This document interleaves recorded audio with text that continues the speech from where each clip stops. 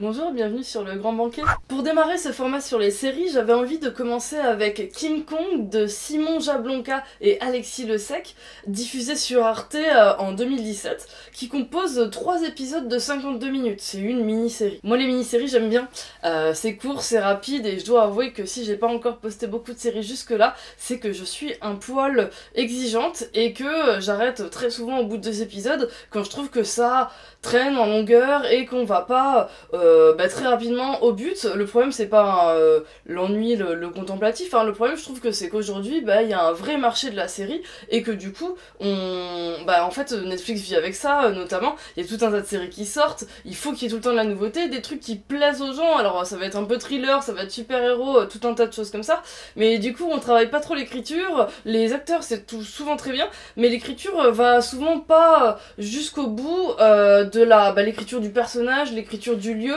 et l'écriture de l'intrigue surtout, où on va vite allonger les saisons pour tout simplement faire un peu d'argent. Et ça, moi je trouve ça un peu dommage parce que j'aime beaucoup ce format finalement. Alors King Kong, qu'est-ce que c'est? C'est une série qui adapte un fait réel pas très marrant, ça l'adapte assez librement.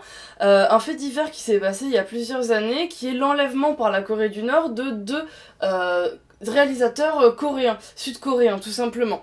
Là c'est adapté à la française, on a un réalisateur français qui est Jonathan Lambert et qui est vraiment super dans cette série, moi je l'ai vraiment trouvé génial.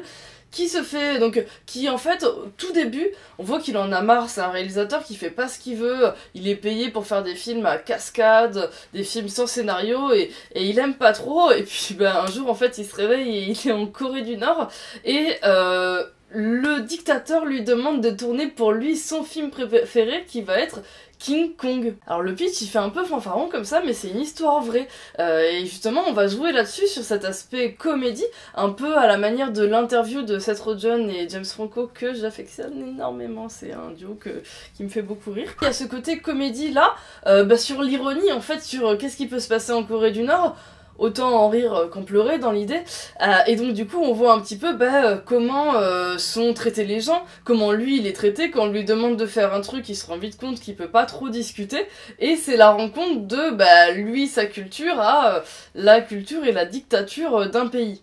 Sur cet aspect comédie, va se rajouter un aspect politique où va y avoir de nombreuses rencontres avec le dictateur, où on voit que les ordres viennent bien d'en haut, on voit bien aussi que les ordres ne sont pas discutés, et parfois sont parfois bêtes et pas pensés, hein, tout simplement, et du coup le regard du Français qui peut rien faire, avec des sanctions vraiment pas marrantes mais assez absurdes aussi quand on n'obéit pas à ses ordres tout simplement, et ça crée vraiment le rire quoi, ça crée des situations un peu absurdes mais drôles. Ce que j'aime énormément avec cette série c'est qu'elle est vraiment réaliste, tout le long on est avec lui, on arrive vraiment à ne pas pleurer la situation, c'est 2 situations pas marrantes, hein, la dictature et l'enlèvement, et les réalisateurs ont vraiment réussi à écrire quelque chose de rigolo, de hyper divertissant, et de hyper concret quoi, c'est réaliste, et pourtant c'est marrant, et moi je trouve ça assez fou de réussir de rire d'un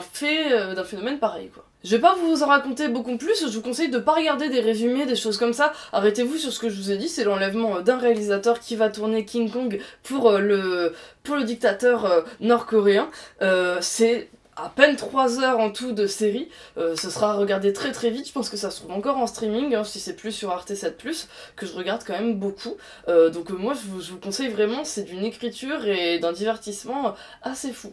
Merci d'avoir regardé cette vidéo, j'espère qu'elle vous a plu. Comme d'habitude, n'hésitez pas à commenter la vidéo si cette série vous a fait penser à d'autres séries, et que vous avez des conseils ou des bouquins ou des films qui y font penser. N'hésitez pas aussi à donner votre avis, à partager la vidéo. Moi maintenant j'ai toujours eu un Facebook, maintenant j'ai un Instagram si vous avez envie de me suivre encore plus. Et puis dans tous les cas, moi je vous dis à très vite en commentaire et sur la chaîne. Salut!